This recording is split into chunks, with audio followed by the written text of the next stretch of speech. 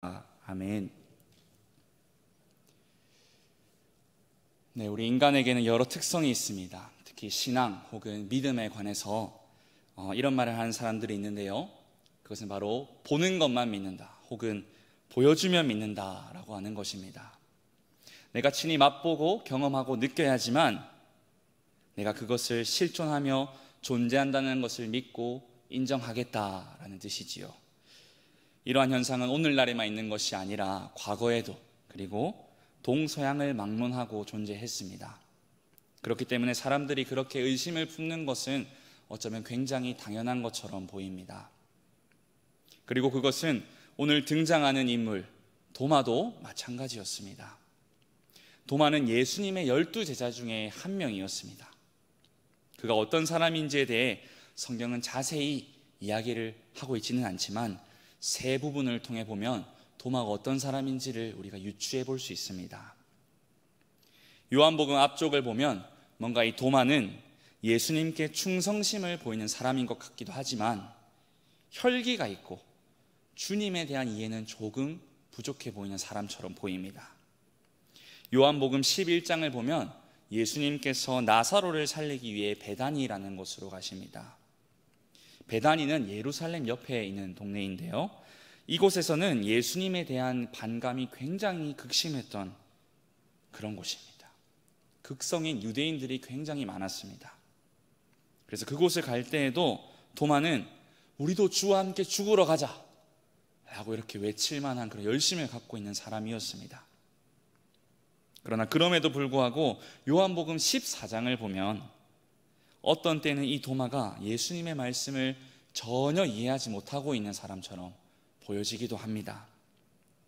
그리고 우리가 잘 아는 것처럼 이 도마라는 사람은 예수님의 제자임에도 불구하고 굉장히 의심이 많은 것처럼 보입니다. 예수님께서 부활하신 첫날, 예수님께서는 먼저 막달라 마리아에게 나타나셨습니다.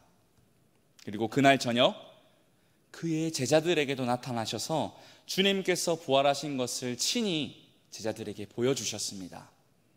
그런데 그 자리에 딱 한 명이 없었습니다. 네, 맞습니다. 오늘 본문 24절을 보니 도마가 바로 그 자리에 없었습니다. 예수님께서 부활하신 첫날 말이지요. 그래서 그는 제자들에게 이렇게 이야기를 합니다. 오늘 읽었던 25절 말씀입니다. 내가 그의 손에 못자국을 보며 내 손가락을 못자국에 넣으며 내 손을 그 옆구리에 넣어보지 않고는 믿지 아니하겠노라.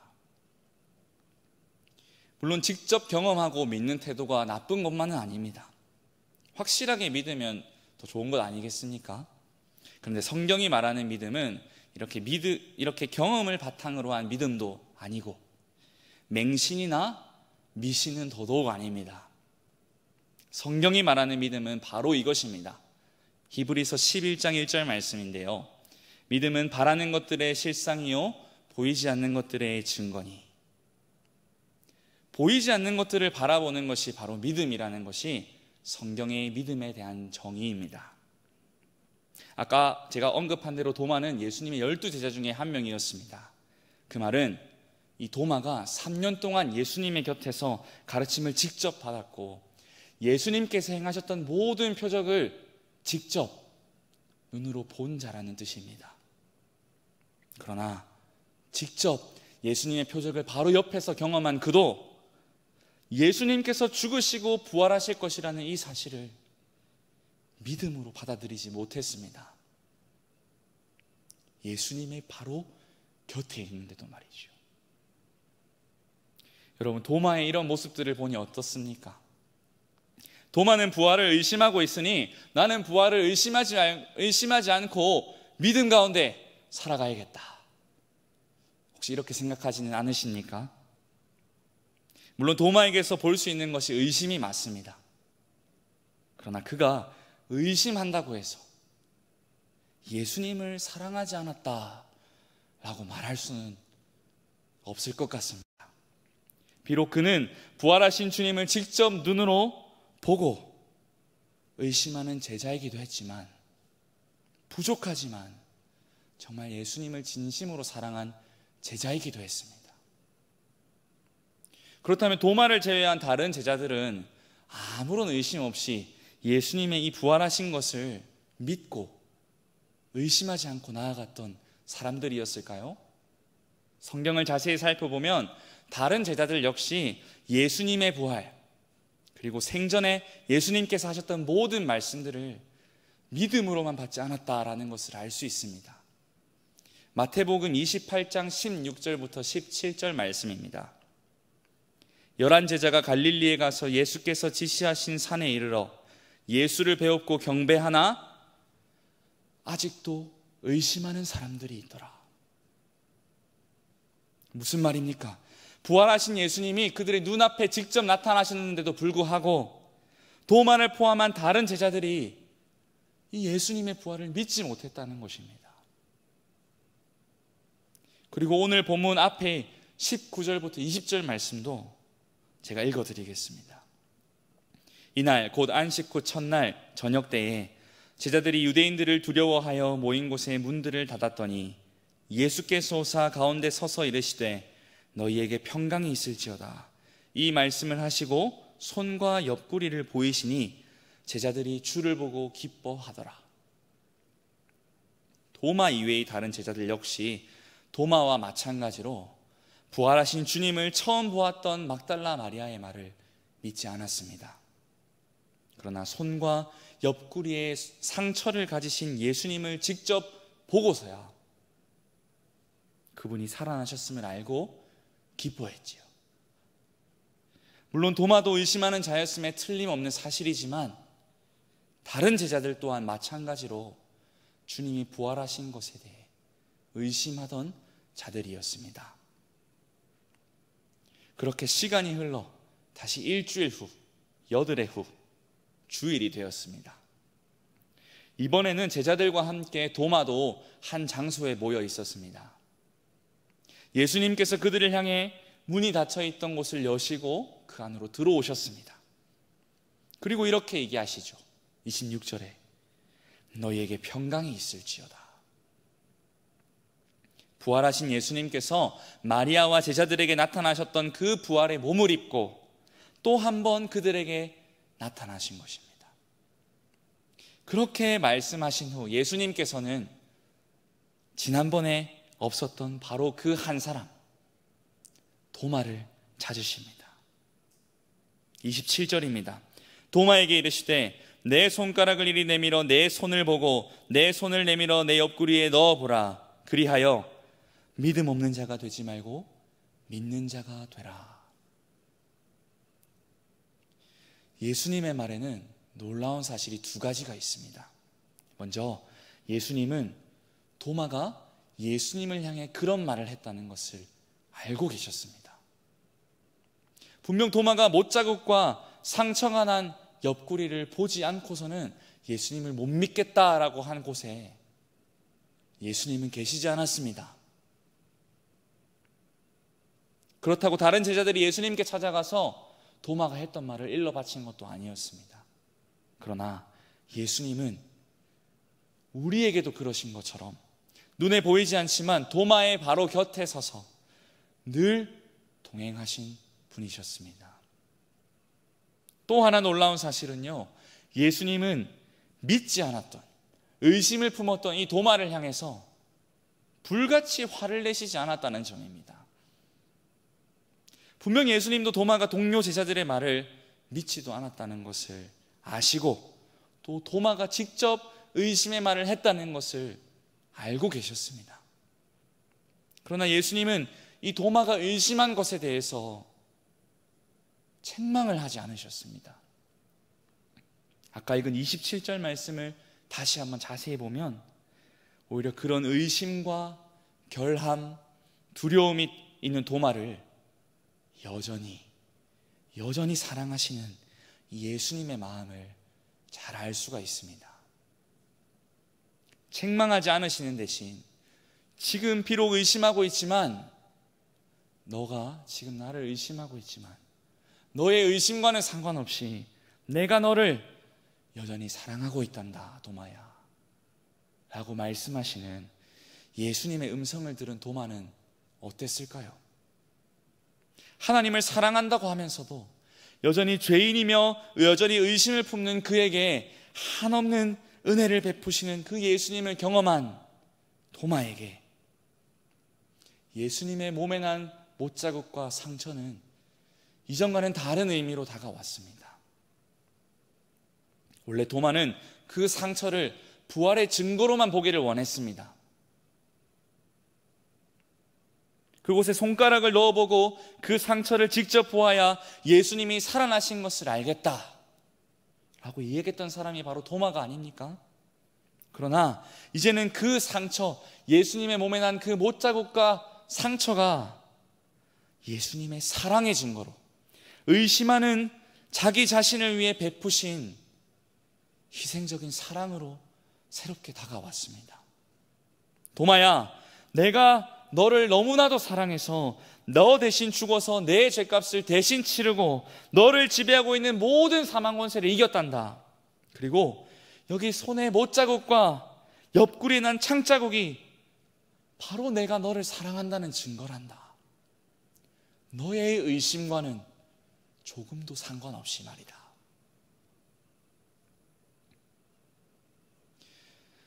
그런데 이 도마의 모습이 혹시 우리에게도 있지 않습니까?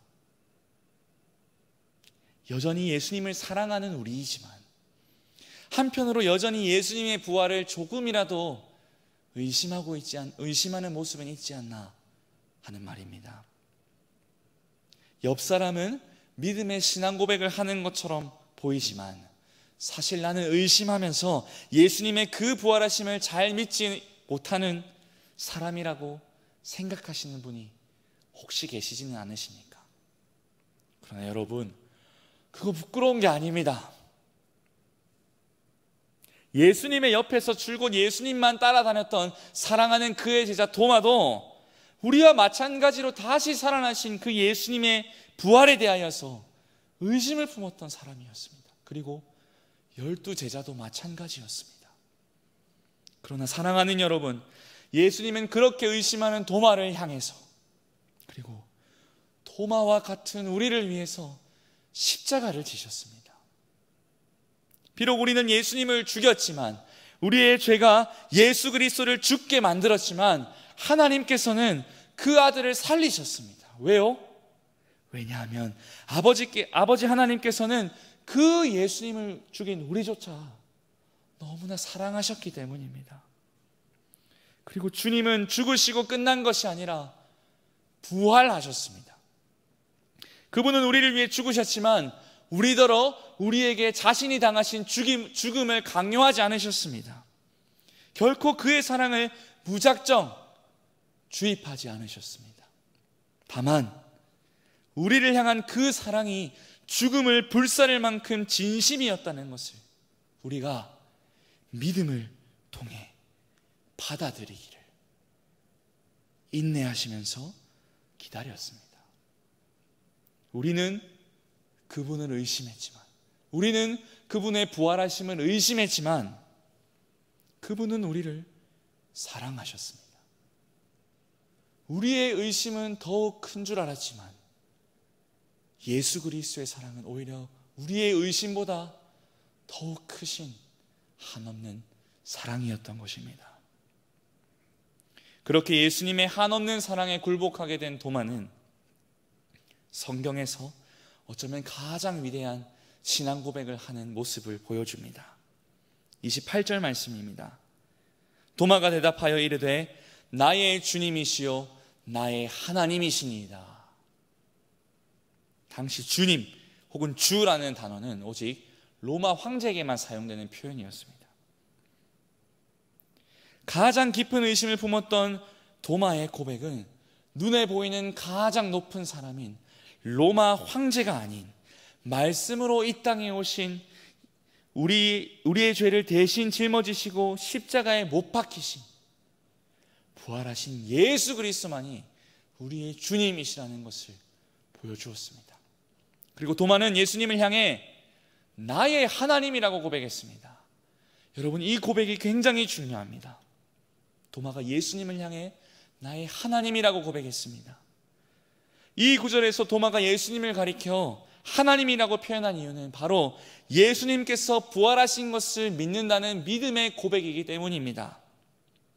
이것은 베드로가 주님을 향해 살아계신 하나님의 아들이십니다 라고 한 표현과 견주는, 아니 혹은 그것보다 더 뛰어난, 더 진실한 고백이었습니다. 왜냐하면 예수님을 하나님의 아들이라고 고백할 뿐만 아니라 하나님이라고 고백했기 때문입니다. 왜냐하면 예수님이 부활하신 것을 그제서야 도마가 믿기 때문이지요.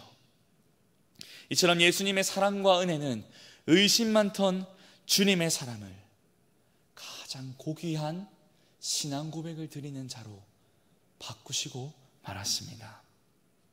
그리고 예수님은 놀라운 말을 덧붙이십니다. 29절 말씀입니다. 예수께서 이르시되 너는 나를 본고로 믿느냐? 보지 못하고 믿는 자들은 복되도다 하시니라. 아멘. 한편으로 보면 이 말은 믿음이 없는 도마의 모습을 비꼬는 것처럼 보이기도 합니다. 그러나 예수님께서 그것을 말씀하시고자 하셨던 것이 아닙니다. 사랑하는 여러분, 너는 나를 본고로 믿느냐? 보지 못하고 믿는 자들은 복되도다. 예수님의 이 말씀은 다름 아닌 우리를 향해 하시는 말씀입니다. 도마와 우리의 공통점은 바로 의심한다는 사실이지 않습니까? 그런데 도마는 예수님을 직접 보았고 우리는 예수님을 직접 보지 못했습니다. 그럼에도 불구하고 예수님의 말씀은 그분을 직접 보지 못했지만 예수 그리스도의 부활하심을 믿어 그분을 주님이며 하나님이라고 고백하는 우리가 더욱 복되다고 하시는 것입니다. 그렇다면 우리는 어떻게 보지도 않고 예수 그리스도가 우리를 위해 죽으셨으나 부활하신 분이라는 것을 믿을 수 있겠습니까? 오늘 본문 30절과 31절이 그것을 이야기하고 있습니다. 제가 읽겠습니다. 예수께서 제자들 앞에서 이 책에 기록되지 아니한 다른 표적들도 많이 행하셨으나 오직 이것을 기록함은 너희로 예수께서 하나님의 아들 그리스도이심을 믿게 하려 하며 또 너희로 믿고 그 이름을 힘입어 생명을 얻게 하려 함이니라. 무슨 말씀입니까? 우리가 어떻게 이 예수님께서 부활하셨다는 것을 믿으며 나아갈 수 있습니까? 도마는 손을 넣어보고서야 믿었습니다. 직접 눈으로 보고서야 믿었습니다. 그러나 성경은 도마처럼 부활하신 예수님을 직접 보지는 못했지만 우리에게 주신 이 말씀을 통해서 정말 예수님께서 우리를 위해서, 나를 위해서 부활하신 것을 믿는 사람들에게 복이 된다고 말씀하시고 계신 것입니다. 주님의 관심은 12제자에게만 있는 것이 아니셨습니다. 그를 직접 보지 못하지만 말씀을 통해 믿음을 가지시기를 간절히 바라셨습니다. 우리가 말이지요. 요한복음 17장 20절 말씀입니다. 이 20절 말씀에서는 예수님의 기도가 나오는데요, 예수님께서 이렇게 기도하십니다. 내가 비옵는 것은 이 사람들만 위함이 아니요 또 그들의 말로 말미암아 나를 믿는 사람들도 위함이니. 여기 이 구절에서 이 사람들만 이라는 표현은 예수님의 12제자를 가리키는 표현입니다. 예수님께서 기도하셨던 것은 12제자만을 위한 것이 아니셨습니다. 예수님의 가르침을 기억하고 예수님의 복음을 기억하여 이 복음을 전하는 사도, 이 복음을 전하는 사람들의 말을 기억하고 이 말을 통하여 예수 그리스도를 믿는 자들을 위해서, 우리를 위해서 기도하신 분이 바로 예수님 자신이셨던 것입니다. 사랑하는 여러분, 정말 예수님께서 여러분에게 부활하신 그리스도가 되십니까? 설교를 통해, 그리고 성경 묵상을 통해 비록 도마처럼 주님을 직접 보지 못하지만 주님을 그리스도로 외치는 자들에게 복되다 라고 외치시는 예수님의 말씀이, 그리고 우리의 믿음을 위해 기도하시는 예수님의 기도가 우리에게 큰 위로가 되기를 간절히 소망합니다. 코로나 상황을 보내는 동안 우리의 믿음은 어떠했습니까? 교회가 문을 닫고 예배가 자유롭지 못하고 경제 상황은 갈수록 악화되는 가운데에서도 우리의 믿음은 더욱 견고해져만 갔습니까? 아니면 더욱 도마처럼 의심만 더해져 갔습니까? 주님이 정말 나를 위해 이 땅에 오셨다면 눈에 보이지도 않는 그분을 도대체 내가 왜 믿으며 왜 내가 이런 어려움을 겪고 있어야만 하는가? 라고 한탄해 보시진 않으셨습니까? 그러나 도마와 같은 우리를, 예수님의 부활을 눈으로 보지 않고서는 믿을 수 없는 도마보다도 훨씬 더 회의적인 우리를 위해 부활하신 예수님께서 우리에게 보여주시는 것은 한없는 인내와 한없는 사랑이라는 것을 이 시간 기억하시면 좋겠습니다. 주님께서 우리의 모든 어려움과 모든 아픔과 모든 상황을 아십니다. 여러분, 이것을 잊지 말고 나아가시기를 바랍니다. 믿음으로 이 고백을 하며 나아가시기를 바랍니다. 그렇기 때문에 우리가 다른 것보다 인내하시는 하나님의 사랑의 결정체, 예수 그리스도의 십자가를 붙들고 주님만을 신뢰하며 나아가시기를 간절히 기도드립니다. 왜냐하면 그것 말고는 우리에게 생명을 주는 것이, 우리에게 영생을 주는 것이 없기 때문입니다.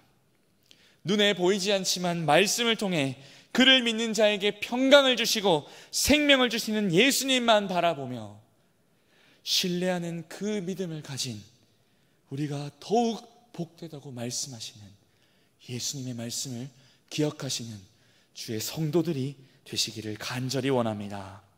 또한 주님께서 친히 말씀을 통해 새겨지는 믿음을 위해 기도하고 계신다는 이 말씀을 기억하시고 주님이 원하시는 믿음으로 자라가시는 주의 성도들이 되시기를 기도합니다. 말씀을 맺겠습니다. 사랑하는 여러분, 십자가에서 죽으시고 부활하신 예수 그리스도의 한없는 사랑과 한없는 인내, 한없는 은혜를 기억하시기 바랍니다. 여전히 의심하는 나를 찾아와 책망하시기는커녕 내가 너를 사랑한다 라고 말씀하시는 예수님을 다른 것이 아니라 믿음으로 바라보며 사랑하는 자들이 다 되시기를 바랍니다. 그리고 눈으로 보지 않고서도 주님을 사랑하는 우리를 더욱 사랑한다고, 복되다고 말씀하시는 이 예수님의 말씀을 잊지 마십시오.